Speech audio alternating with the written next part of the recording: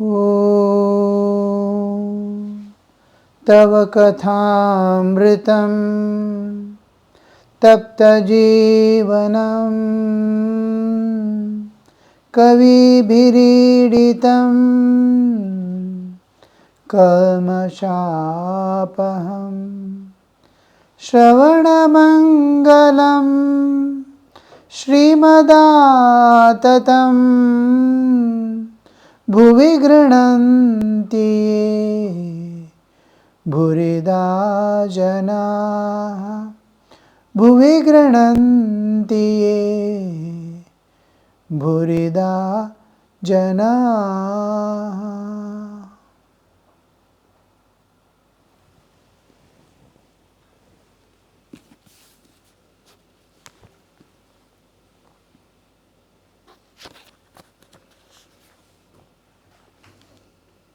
The conversation again turned to the life of the householder, master to the devotees. You see, by leading a householder's life, a man needlessly dissipates his mental powers. The loss he thus incurs can be made up if he takes to monastic life. The first birth is a gift of Father. Then comes a second birth when one is invested with the sacred thread. There is still another birth at the time of beginning of being initiated into monastic life. The two obstacles to spiritual life are woman and gold. Attachment to woman diverts one from the way leading to God. Man does not know what is that causes his downfall. Once, while going to the fort, I could not see at all that I was driving down a sloping road. But when the carriage went inside the fort, I realized how far down I had come.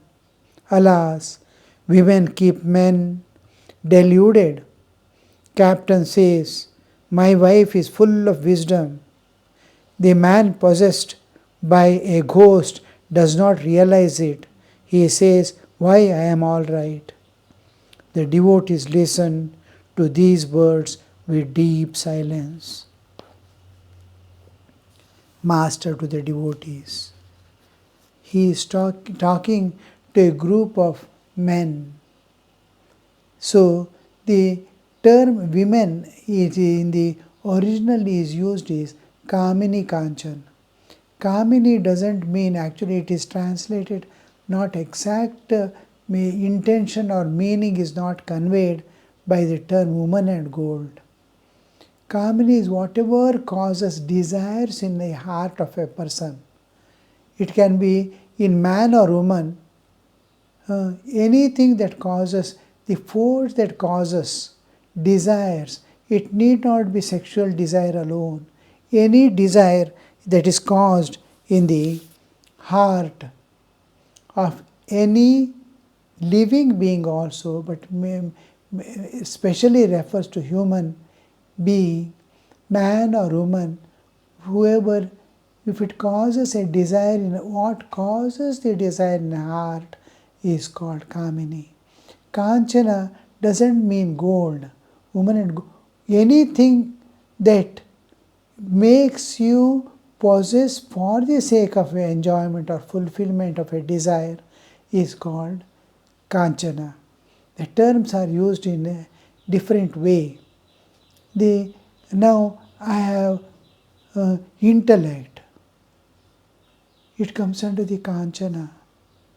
I can utilize my intellect in any way to destroy or to create, to save or to kill. I can use. Now this if I use for enjoyments, to get the objects of enjoyments, then this is Kanchana. All that I possess comes under Kanchana. mind, senses, intellect, all this internalized, then body itself I use for enjoyments. This is one of the sadhana.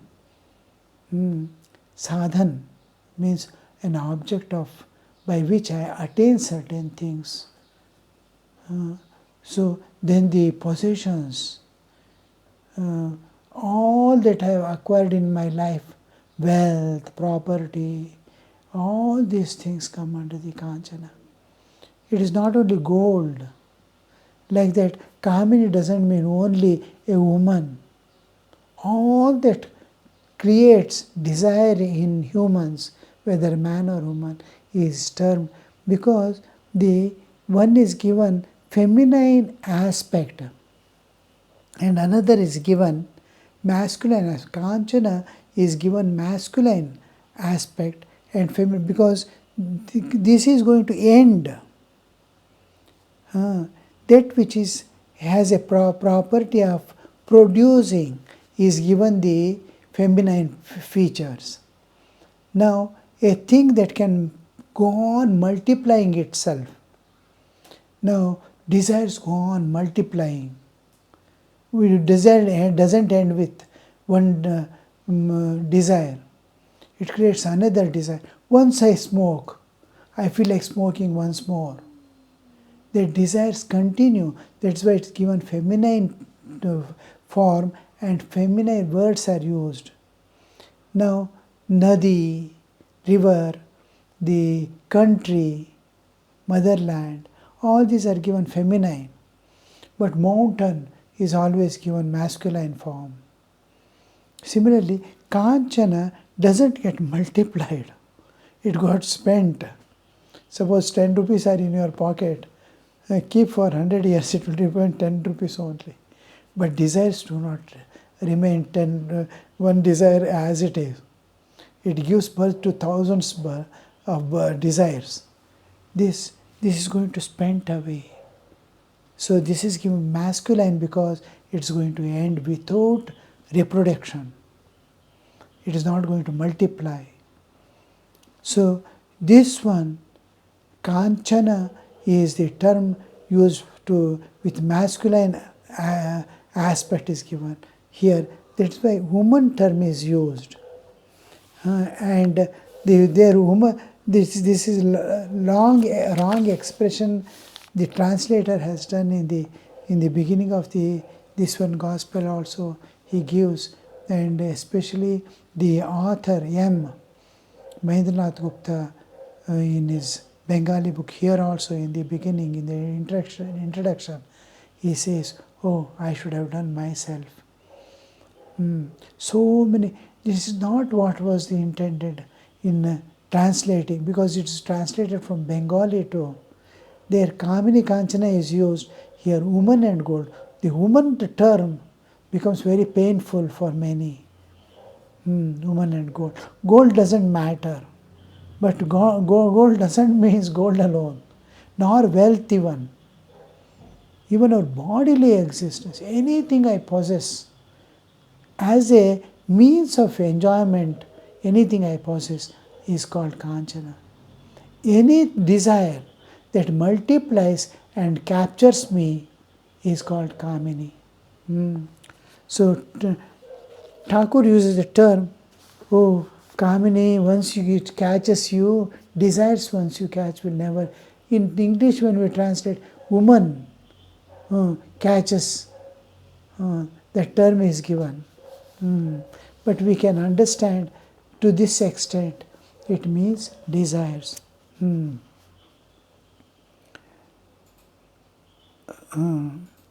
By leading a householder's life, a man needlessly dissipates his mental powers. Lot of energy is wasted, with which he can do many things. A calm mind is sufficient to generate so many things. The trying to please others, whole life if you see, now childhood has gone. Youthful, college days or school days went away. College, Why did I do all? What did I ultimately get by living with education? I could have got education without that, and much more knowledge I could have acquired. Unimaginable. I could have entered all the fields. I could have simultaneously done so many things. The energy that I spent in trying to be with others, I have a participation, I have a duty, I am getting something from the society to return. But apart from this, I am to make my living, yes, but it needs 1/4 energy which you are spent all these years to earn what you are earning now. The rest has gone wasted. When I see sometimes my own life stream from my childhood, there was no occasion when I wasted any time. Now also, I tell everyone, I don't spend a single moment wasted. My whole life I have spent without wasting a single moment. 2 minutes I forget, they come and see inside, I'm sitting and writing. Continuously, non-stop. I'm doing something which I want to give to the world and go. This, how much of, if I had done just relax, just go one round and come. How the days passes, you will not know. Just peep outside the window, 10 minutes is gone. Just walk out and come in, 2-3 hours of life is gone. Within that time, what could you have done? Most of the talks that we do in a household life is unwanted. We don't sit and discuss spiritual matters at all. We don't discuss. Within that time, I could have gone and served. When we were children, my father was very particular that do something always, either studies, spiritual practices or service. Don't sit idle, don't sit idle. He never used to allow. At last, if we say we have finished our classes, this work and all this, we are still in schools, my father would take us and make us sweep the streets. And gutter they used to make us clean. If you have finished everything, attend to the services. Don't spend the time empty. Now, when we look at the family life, how we are spending resources we get, the money, how we are spending in enjoyments and things. How much of precious thing I spent my sweat in earning this, and I am wasting it. How much things could have been achieved by this? Similarly, time, every moment is so precious of my life. I have to see that it goes for the welfare of this world or at the feet of God. So when we totally sit aloof and analyze, we will come to know how precious is everything, all resources God has given. That small desires for fulfillment, man goes and gets caught. Being a householder is not an error, is not a mistake. But can you not utilize? Here the Sri Ramakrishna says, monastic life. The losses he thus incurs can be made up if he takes up to monastic life. Sannyasa. Now, there are so many householders. In the guise of householders, they are moving in the world. Internally, they are sannyasis. They are monastics. How many you can see?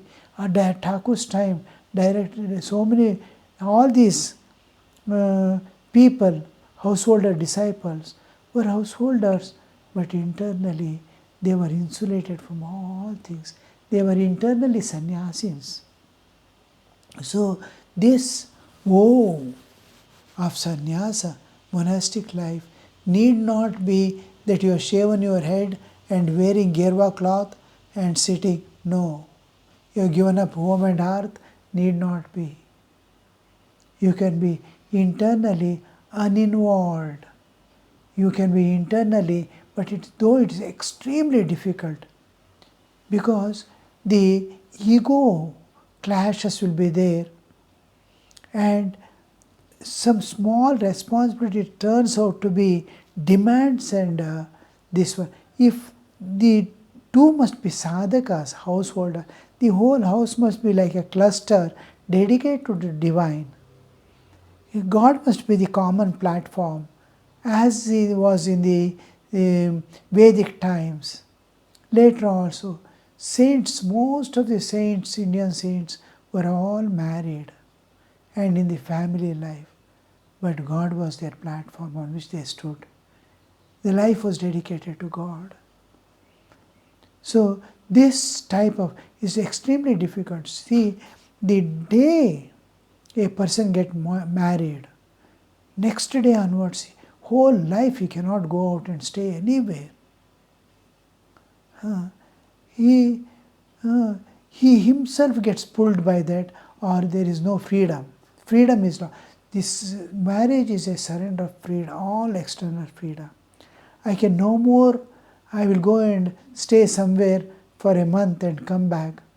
No, nobody will accept it. Householders will not accept.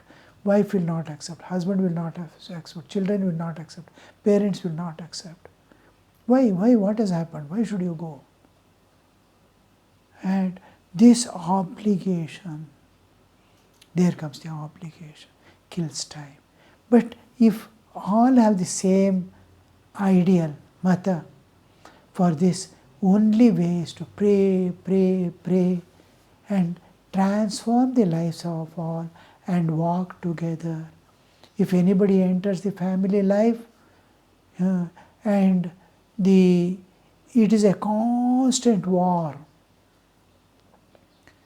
Can you fight being externally fighting and internally absolute maintaining calmness? Then also, that is the renunciation. Yoga karmasu kaushalam. Not to be bound by the actions, but do the actions. That is yoga. Be united with God and live in the world. It is sannyasa.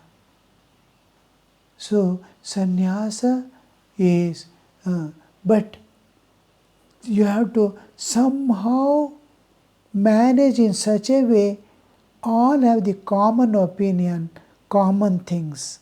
The whole family. In earlier days, we used to see this in Hindu joint families. Whole family moving with one ideal, with one tradition, one customs. Same, they are moving together. There was no problem. As the time changes, why this time Sri Ramakrishna has introduced this life of sannyasa again is because the extreme materialism is coming on the other side. Those who want to live as householders, they will be living the same spiritual life and internalizing the sannyasa. And there will be sannyasis who do not want to enter into these people also will realize God. These sannyasis were renounced, and totally externally and internally they are renounced. They will be the example for the others and guidance for others. These too will realize, they too will realize, but this will keep the light burning of the renunciation and God realization. So all Sri Ramakrishna used to say, all cannot renounce. And this is a few can renounce. For others, the household, that you have to internalize sannyasa and live a life of purity, devotion to God, and an exemplary life for others to follow. These sannyasis were a small group protected by and helped by the householder devotees.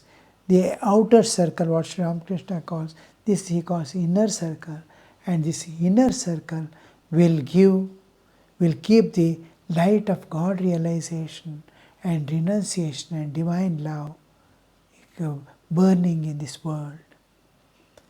So, for a tradition to continue always, there must be the group who renounces totally and dedicates themselves. There must be literature, there must be small amount of ritualistic part to continue a tradition. So Sri Ramakrishna has come down for the uniting the world in every respect, and then release the souls from all bondages and suffering. As on the other side, materialism is increasing to extremeness. Here, a few must renounce the world to give the message of the Master and save the lives of thousands of people. And those who have already entered and are suffering greatly, they must be able to wipe their tears, and give them new encouragement and new support to move forward. So here, especially because when direct disciples who are going to renounce the world are there, Sri Ramakrishna used to take up these points of renunciation, he emphasized on that, so that those who have come to renounce are already unstained by the world and able to renounce, they must be pick up immediately and sacrifice their lives.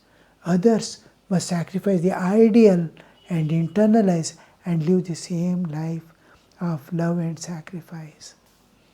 So that's why this topic is being taken up. Rakhal is foreigners, this one, the whole group is such that they need this in both ways. Master, it is not lust alone that one should be afraid of in life of the world. It is also anger. Anger arises when obstacles are placed in the way of desire. Kama. It is not only kama, krodha, lobha, moha, mada, matsarya, ahankara, raga, dvesha. So many things are there, inner dirts. Get rid of those dirts wherever you are. It is immaterial. Once you escape from the clutches of the inner enemies living within hidingly, you are not going to change the world. You are not going to change the life or lifestyle. You are going to clean yourself from within. You are going to transform yourself. Parivartana, antar parivartana. You have to undergo tremendous transformation from the animalhood to the humanhood, and from humanhood to the divinehood. So this is the whole intention. So anger is also as much bad as we don't understand. Small spark of enmity or anger would flare up into huge things. Means destructive part. Another thing is fear. Fear is, the fear may create a war, great wars which takes place to destroy the enemies and all. They are not enemies actually, but a created understanding that one day he may take over. And see, even in our own lives, if anybody is going ahead of us, we are already alert that I must go ahead of. Tomorrow I may have to become a slave of his. He may overtake me. He may rule over me. All these tendencies, I must be either pull him down or push yourself up. These tendencies are there in every human. So when all these leave you, these are all bindings. When they all leave, the soul becomes free. It enjoys the peace. It enjoys the inner bliss. What does ultimately man is, what all animals are beings, they are needing a small shelter somewhere. You see in the ashramas, so many monkeys are moving about at all times. Nightfall, they find a place where they can. Heavy rains are there, hot days are there. They remain. A small shelter somewhere they find. Birds, so many birds. Where do they sleep? Do they have a house or a nest? How they spend their night? Fishes in the water. Where will they sleep? When you become a fish, you will know how the fish sleeps in water. Like that, all a small shelter somehow the nature provided, a morsel of food. The rest is taken care by the nature herself. For that, how much man struggles. So, this attainments, the ultimate purpose of human life is to transcend this nature. We are in the prison house of nature. We have to evolve, we have to grow, we have to go forward.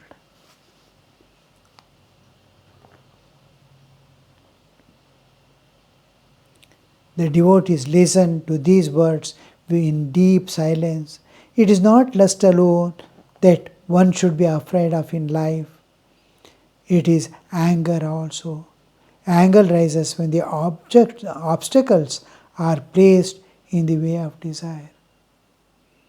How the calmness man attains when he starts seeing divine within and divine outside. Absolute peace. And this peace never goes away. It is nothing is disturbed with the inner peace and inner joy. That much of freedom. The seeing divine everywhere, being aware of one's own divine and one's own divinity, and all things will smoothly go on. Duties, activities, sadhana, this, everything will be going on. Don't get disturbed by any external situations of life. Cultivate pure love of God, love of beings. An important part is the love of beings, loving this world, loving all beings and sacrificing. Immediately, nature part, the day you start weeping for others, each one weeps for his own.